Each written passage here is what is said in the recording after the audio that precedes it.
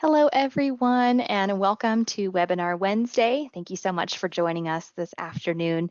My name is Ria Stark, and I'm the Digital Engagement Manager here at TLC. And it is a brand new year. This is our first webinar following our winter break. So I hope everyone is as excited as I am to start off this year's webinar series. So to kick us off, we've made a resolution to help your borrowers read more this year, engage more with your library, and for you to be accessible where they are. So if this sounds anything like your own resolutions, you are absolutely in the right place. That's right. So just in time for the new year, we have a new release available for TLC Go, which is our mobile library app. And everything you see today is available to any TLC customers using our mobile app, including public libraries, academics, and of course our schools. So if you're ready to see what TLC Go is all about, we're ready to show you. And to do so, back by popular demand, joining us all the way from Scotland is the CTO of Solus, the creative mind behind our library app. Welcome back, Andrew Day. Thanks, Ria. Yeah, absolutely. Before I pass over the microphone, I do have a few housekeeping items. Our regulars can probably quote these by heart. So first, we are live this Wednesday afternoon or evening in Andrew's case. And as a live participant, everyone has the option to ask us questions. So please do take advantage of that using the questions panel. And if you would like to rewatch this webinar later or share it with some of your colleagues, we highly encourage it. This is being recorded and you can catch the replay starting tomorrow in our webinar archives at tlcdelivers.com/webinars. And before you log out today, be sure to snag those handouts for more information. All right, to help us steer some of our content today, we do have a couple of questions for our audience. So in just a moment, you'll see a survey pop up on your screen. The first question we want to know is, are you using RFID for your library materials? Yes or no, and if not, is it because you're not interested, maybe, or are you thinking about doing it? Or if you don't know, I'm not sure or not applicable. So we'll give you just a moment to fill that out. And you'll see later, but one of the reasons we ask is because the mobile app does use RFID as well, straight from your phone, which is kind of nice. So we'll talk about that. All right, I think we're got some good responses coming in. All right, a lot of no's so far. People aren't using RFID. Okay. All right, or the rest of you are not sure. So for those of you who aren't using RFID, aren't interested, we do also have the option for barcode scanning as well. The next poll that is going to show up on your screen is about your library managing events. So do you have a software that you use to manage events at your library? And if so, we're interested to know, is the software that you use only for events? Or is it more a combination of platforms? Maybe you have like a Google Calendar shared amongst everybody. Or maybe you don't have any need for library management, or excuse me, library event management. So just curious to know that. We're trying to get more information as we're looking into things to develop. So that's why we're asking that. All right, looks like folks aren't sure or it doesn't apply so far. We'll wait for just a minute for a few more responses. All right, oh, we do have some people that use a combination of platforms. All right, perfect.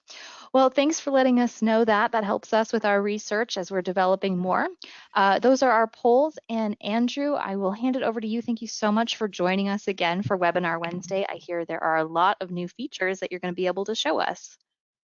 Thanks so much for having me back. It feels like it's no time at all since I was last here. I think it was early last year, which is kind of terrifying just how quickly time passes. No But yeah, kidding. thanks for having me back. And it's great to be with you to share obviously the features of the library app for those that haven't seen TLC Go before, and also some really cool new features that we're launching in the next couple of weeks with our 2023.1 release. So I'm gonna jump straight into this. So some new features that we have in our 2023.1 release, and that's what I'm showing here on the right hand side of the screen. So we've really updated the layout of the app, the home screen particularly. We've made the carousels bigger so we can access them, bring that content front and center within TLC Go. We also have deep integration with our new events platform, EB1, which is an events and room bookings platform to allow you to manage that, which integrates with the ILS as well. So you don't have a separate system for, you don't have a separate login for an events platform. It's all integrated with your ILS login, with your student or patron login. We really cleaned up the front end of it. We took away some of the lines that were in the old version, and we added some boxes here that you can configure the color of, and there's a lot of customization options within the app, so you can change the logos, you can change the colors, all of the icons that are on the home screen, all the content that's on the home screen, you can configure all that from the CMS. But there was a couple of things that we had to do on our side in the past. So if you change your logo or background, we had to do that. No more. It's all completely configurable within the CMS. So we also have done some work on the title displays and the nearest library displays. So if I select a particular title from the catalog, it's got a really nice display within the app. So I can place a hold. Apologies for our British English terminology there, place reservation. So that would be place hold in US English. So you'll see probably a few of those throughout the app because my device is set to British English. I can see where items are available.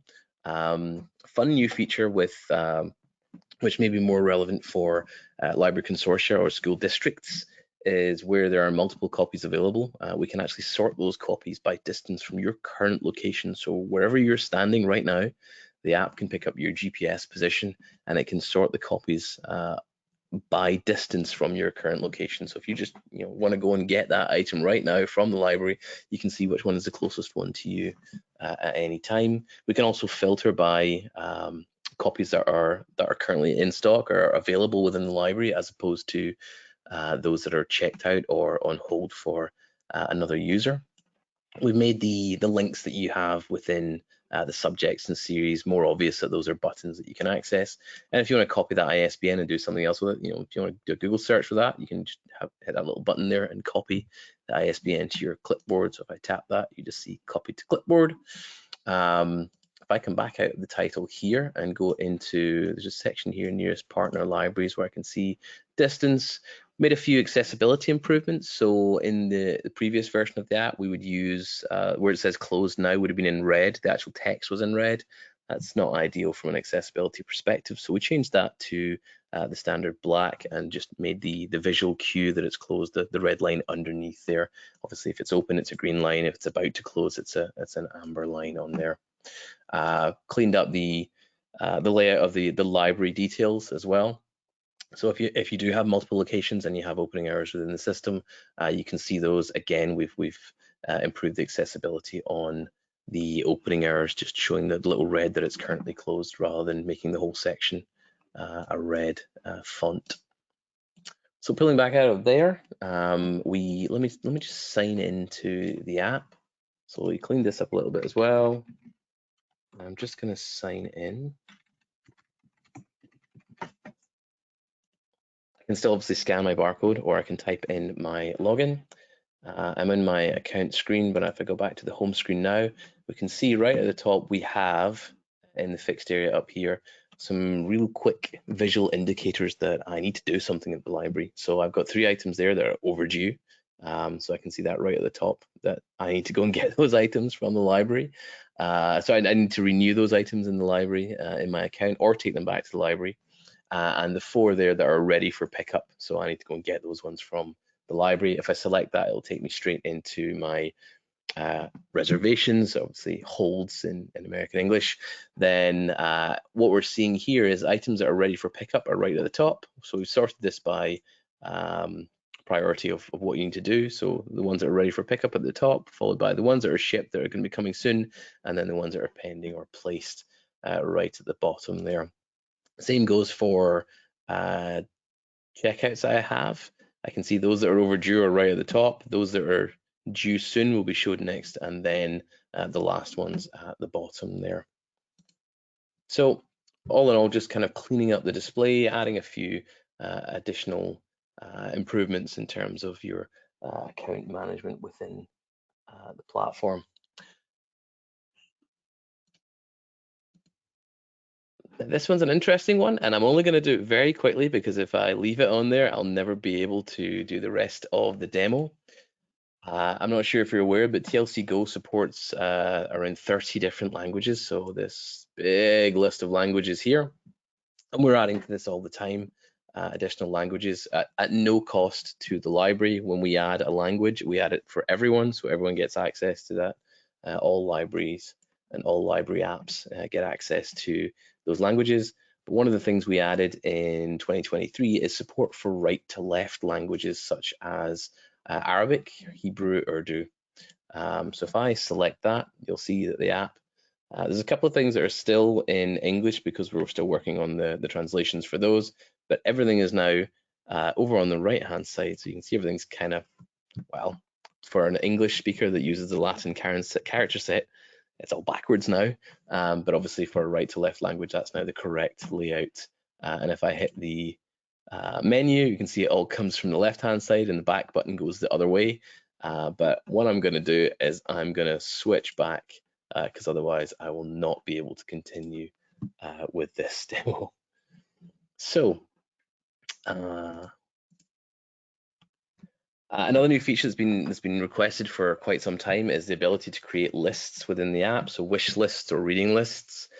So when you're in a title or title detail screen, you can simply hit the little bookmark icon there and add it to a list or create a new list, add an existing list or create a new list within the app. When I'm in my account, I can see my lists down here. I only have one list on here, which is my wish list, I've called it, and there's a couple of items on there. You can also have events lists and you can favorite different events as well. So it's using the same list platform that we built, but not just for library catalog items, but also for things like events. And this is a little sneak peek for some other things, so blog posts, etc. within the platform, but that's coming soon. So you can edit those lists, you can modify them, you can manage them, you can delete them, you can create them. They have obviously no impact from a circulation perspective. It's not placing on hold, it's just adding it to a list. So that's on there now. The next one has been also a long requested feature, and this is push notifications. So if I go into my preferences, I can see the options that I have for push notifications here. So there's a few different notification types that we're adding in this release. The first one is library news, and this is where you as a library administrator or a school administrator can log into our content management system and then send an ad hoc notification out to everyone that uses the app that has opted into notifications. So if you have, suddenly you need to tell everyone that has the app, the school's closed, or there's some sort of last minute change, or even just from a marketing perspective, hey, we've got these new classes starting next month, and you want to send that notification out to all users of the app, you can do that through the content management system at any time and send that notification out to all of the users of the app. We're going to be improving on that in future to allow segmentation of users. So if you want to send a notification to users whose home location is X library or X school, then you'll be able to do that, or to specific user accounts, you can send notifications out. But those are obviously originated from a staff member signing into the system and sending a notification. The next one down is your account notifications, and these are automated. So each night we connect to the ILS, we determine users that have notifications turned on, determine whether they have loans that are, or checkouts, sorry, that are overdue or about to become due, and you can determine the number of days prior to the due date that patrons or students will get access or get these notifications. We also check to see any holds that are ready for pickup. And then at a time of your choosing, either anytime between 8 AM and 8 PM, you can then send out those notifications to all users. It's completely automated. You don't have to do anything as an administrator. Those notifications will go out on the schedule that you define to tell patrons that their items are either due soon or overdue, or their holds are ready for pickup. And then the last one on there is events notifications. So if you are using our EB1 events platform, and you have tickets for an event, or you have a room booking, and there's any kind of notification from the system, either the event's been cancelled or a reminder, hey, you have this event coming up. If you can't make it, remember to cancel your ticket so someone else can get the space. Or if you're on a wait list and a space becomes available, to let you know that you can book onto that event. Now you have your waitlist space has been upgraded to a full-blown ticket, and you just have to accept that. So a few different notifications in there. There's no cost to notifications, so it doesn't matter how many go out. There's no cost at all for sending those. This obviously is in contrast with SMS notifications. There's no cost to sending push notifications. This can be in addition to SMS or email notifications that you have from the systems that you have already, or it can be something that the patrons may want to opt into instead of those notification methods. That's entirely up to you to decide.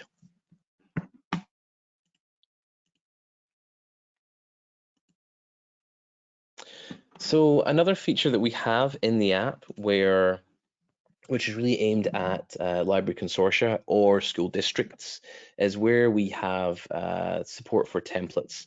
So templates is the ability for us to have multiple apps within a single app. So a school district may have an app, and then within the app, you could have a separate app home screen and configuration and settings for each individual school. So when student signs in or staff member signs in to the app, our system will pick up, they're a member of this particular school, and if there's a template assigned for that school, then it will load that template. Same goes for public library consortia. If you're a member of a library that's part of a consortium app, you would download onto your device. When you sign in, it picks up that you're a member of a specific library, and if that library has a template assigned, then it will completely reload the app with that library's branding, carousels, events, settings, e-content, etc. So we've had that support in the app for some time now, and it's really powerful for those types of use cases. One of the things that we have been asked for is where a user may be a member of a particular library, but they don't really use that library. They may use a different library mostly, even though their home location is still at their home. So let's say they go to the library near their workplace or their office, and they really want to see the content for that other library, but they don't want to change their home location.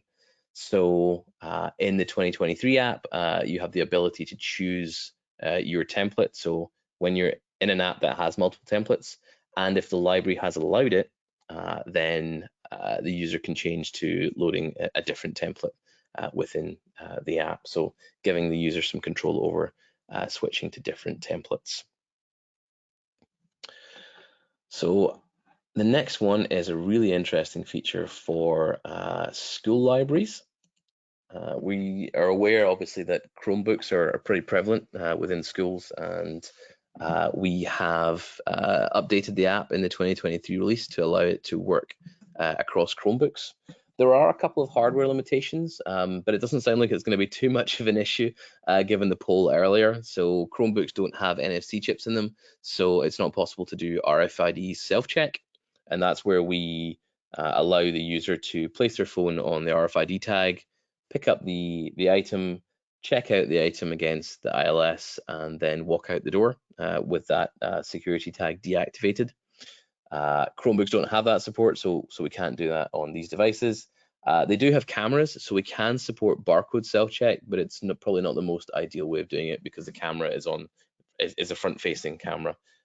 So if I just bring this up, this is a Chromebook that we have. It's an Acer standard Chromebook, and this is the app that we were looking at a moment ago, running on the Chromebook. So all the features and functionality of the app, so account management, searching, events, content, etc., is all available on the Chromebook. Like I said, the only limitation is RFID self-check is not available on those devices.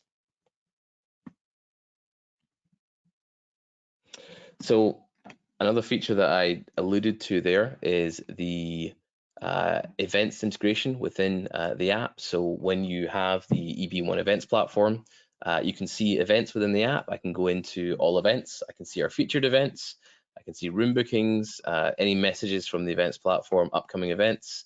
I can scroll through categories of events. I can see my favorite events because you can favorite events within the platform. And I can have a look at online events, paid events, categories, partnered events run with partners, because that's also supported within the platform, or if I want to filter by location. I can access that, and I can check into, or I can book tickets for any events within the platform through the app. When I have booked in, I can see my tickets or bookings in this version. So any tickets that I have will appear here, and I can access them at a glance. If I want to cancel it, I can cancel it immediately.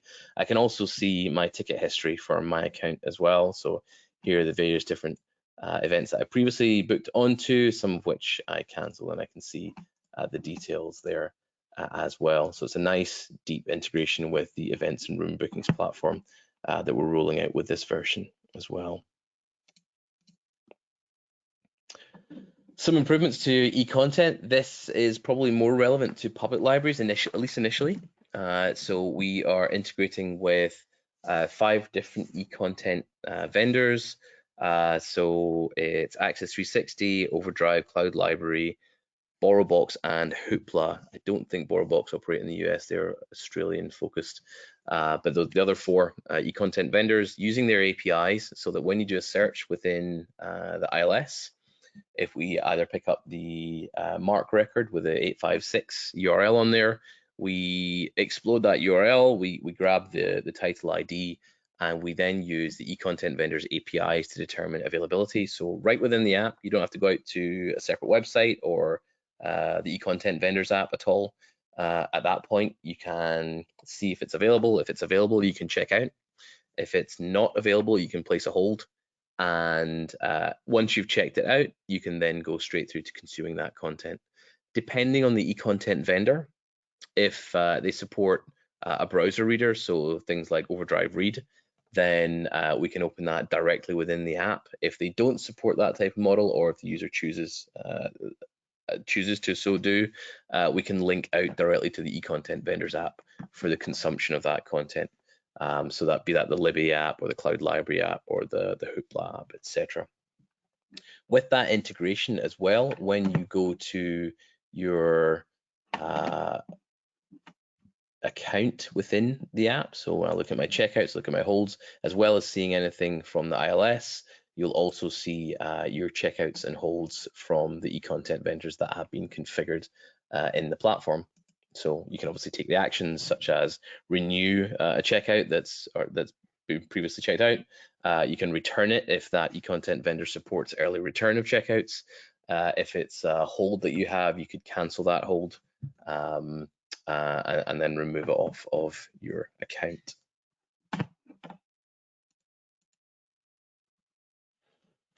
So that's all in the upcoming release. There's a lot in there.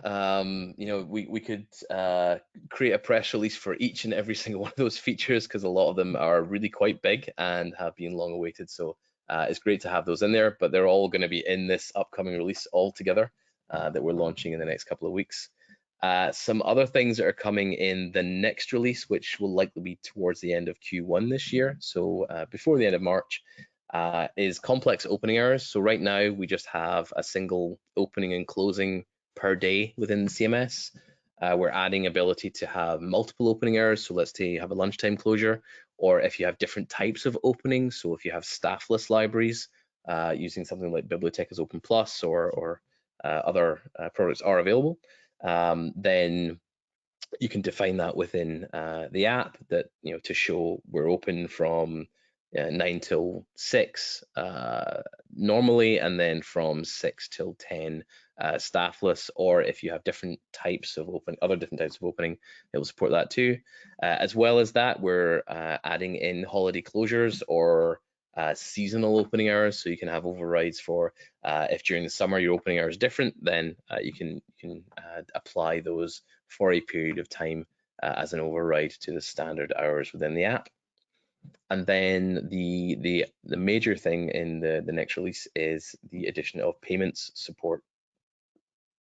So where a patron or a student may incur fines within the ILS, or if they're paying for any kind of service within ILS, such as printing or anything like that, where there is a charge or a fine within the ILS, we can take that and take a payment using either Apple Pay, using Google Pay, PayPal, or credit or debit card. And these are all configurable by the library as to which ones you want to support. Once we've taken the payment, we confirm that transaction, we update the ILS immediately so their account is cleared, and then the funds are then transmitted to the nominated library account. This is something that will be very much opt-in, so the libraries will have to you'll have to opt into that particular piece of functionality, so it won't automatically go live. And that actually goes for a number of the functions that I've just talked about. So be it push notifications, wish lists, and the language support, then you as a library have control as to which of those features that you want to enable within your app. And that's all managed through the content management system that you control. The same content management system that allows you to create tabs on the home screen of the app. So if I go back to the home screen here, so all of these tabs, so this one here, school is closed, President's Day holidays upcoming. This is just content that you enter into the CMS. Hopefully the students won't be too lonely, because they will definitely remember that the school is closed that day. That's not usually something that students tend to forget.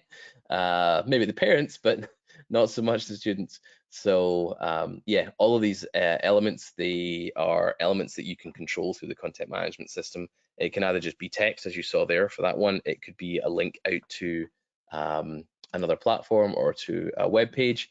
It's hierarchical, so this is all still within the app, within the CMS. We created links to these various different services, and I can select one of these, and that will then link out to I think Encyclopedia Britannica need to update their SSL certificate. So yeah, it can link out to any website that you want to link to, or any page that you have on an existing website, or partner websites or third parties.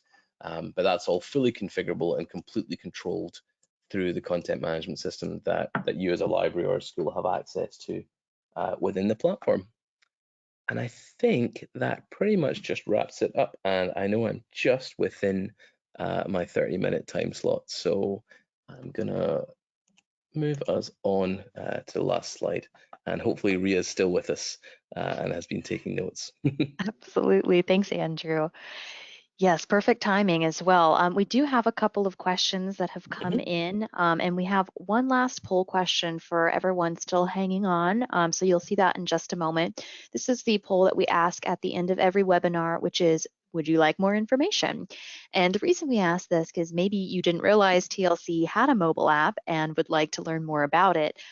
We mostly talked about the newest release. There are a lot of great features that Andrew didn't touch on that are available in our in the webinar that he did for us last year as well. So if you're interested in learning more kind of comprehensively, that is available in our webinar archive. The link will show up on your screen in just a few minutes. So we'll leave this up. If you have a question, please go ahead and get that into the questions panel, and we'll go through these in the order that they come in. We did get a couple while you were chatting, Andrew, so I'm going to start reading those, and as new ones come in, I'll add them to the list. So this first one, you had mentioned that your hold button was showing as, what was it, reservation, place reservation? Yeah. So the question is, does that language change based on the language of the app, or can each library or school system control the specific language within each button? So the answer is both. So they're each language set that we have within the app. So English United Kingdom is one language set. English United States is another language set. So in the English United States language set, it's always holds and checkouts and fines. In the UK one, it's loans, reservations, and charges. But that's the base language set, and then each each library, and that would not necessarily just be by app, but also by template. So if you're a school district and the individual schools can't agree on the language or terminology, you can all have your own completely different terminology. So you can change that language set for your specific app or even template within the app. For all the language sets, all the labels within the app are all completely configurable and customizable on a per app and per template basis. Perfect. Yeah, that provides a lot of customization options. Mhm. The next question has to do with integrations. This came in when you were showing the different lists that are available, or Mhm. when, I'm sorry, when you were creating lists. Yeah. Are there integrations with other list platforms such as Goodreads into this app? So there isn't right now, but the way that we built the lists platform is to be extensible so we can add connections to other platforms such as Goodreads or other search discovery platforms like BiblioCommons or AspenCat or any other list service that there is out there. We can absolutely integrate with that. It's not there right now, but the way that we built it is extensible. And there's a lists provider in the CMS. There's a data provider, which is your ILS connection. There's an events provider, which is can be EB1, but could be other events platforms. And there's a lists provider, which right now the only option is the list service that we provide, but it is absolutely extensible that we could add other lists to the platform as well. Perfect. And then there was a follow-up to that same question, which is, can librarians create their own recommended lists within there and publish for their app users? Sure. So that's already in there right now. So it's not part of the wish list service or the reading list service, but the carousels that you saw on the home screen is completely configurable by the library, and you can configure that in a number of different ways. So that could be bibliographic IDs or catalog record IDs. It could be a list of ISBNs, or it could be a list from the LS Pack. So we support that as well. So if you've already got lists in the LS Pack, Library Solution Pack, then we can pull that into the app directly. So as whenever that list within the pack changes, it will automatically update within the app as well. So you don't have to create those lists in two different places. Perfect. Thank you. I do see a couple more questions that came in after the poll. This first one is TLC Go third party? And if yes, who is the company? The answer is yes, that is Solus. Andrew's joining us That's me. from Solus. Yep, CTO over there. And the follow-up is how long has the partnership between TLC and this company, if there is indeed a third party involved? Andrew, do you want to take that one? So I think it's about 18 months we've been working together now. So the first libraries went live with TLC Go really early last year, and we were working together for about 6 months prior to that, just preparing for the launch. So yeah, we've got a number of libraries already live and running with the app, and the feedback's been really great. So yeah, it's been going really well, and long may it continue. Yes, I second that. And I'll add to it as well. What's really nice about being able to work with Solus but have this under the TLC brand is that for our customers, it really feels like a seamless experience. So you're still contacting your TLC support team, you're still working with your TLC sales team. So everyone you already know from TLC is helping put together this process for you. So Solus is really great at coming up with the development and getting us these new features and coming on to Webinar Wednesday for us. And then we're also handling the initial support and sales and implementation on our side. The next question is, what were the 5 e-content vendors for the improved integration that you noted?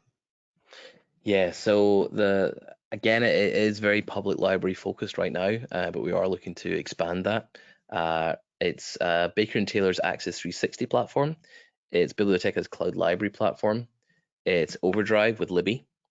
It is Hoopla, And then the last one is BorrowBox by Belinda. That's the Australian e-content vendor. So Perfect. for US and Canada libraries, it's probably just the first four that I mentioned. Okay. And looks like the last question so far that I see. So if you have another question, hit enter now so I can make sure it gets asked. But the last one so far is our school district does not utilize RFID. Would that, for the most part, eliminate the majority of the power of the program, or is that only a small part of TLC Go? That is a great question. Yeah, it is a great question. So the RFID self-check is really just a single module within the app.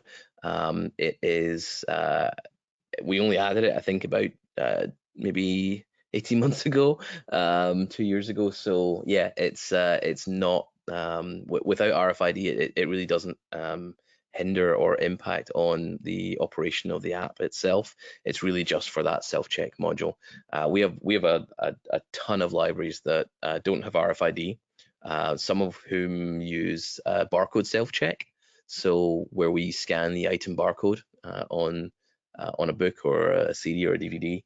And that allows us to check that out within the ILS. So we can still do self-check with barcode. And we also have a bunch of libraries that don't have self-check enabled at all. So they just have the app without self-check. We do also have a part of the platform which I didn't even mention, which was Click and Collect, our curbside pickup service, where we again doesn't use the RFID, but it allows you to process holds and provide a really great contactless service for your patrons or students, where you can check out a bunch of items that are on hold for a patron or student in one fell swoop, and then have them ready for them to take away that were already checked out to them. So again, doesn't use RFID, but it does use SIP2 to do the checkout process of those items within the library system. So yeah, it's not a blocker by any stretch, not having RFID. I would say 97% of the app is it does not require RFID, so it's not a blocker at all. Yeah, absolutely. I believe we even sell that as an add-on, the self-check capability. So you can get the entire app, just like Andrew said, without even having access to the checkout if you didn't want it. There was one last question that snuck in. I said hit enter, and that person hit enter right then. Perfect timing. So this will be the last question. It's a multi-part one. Is there an admin platform for TLC Go?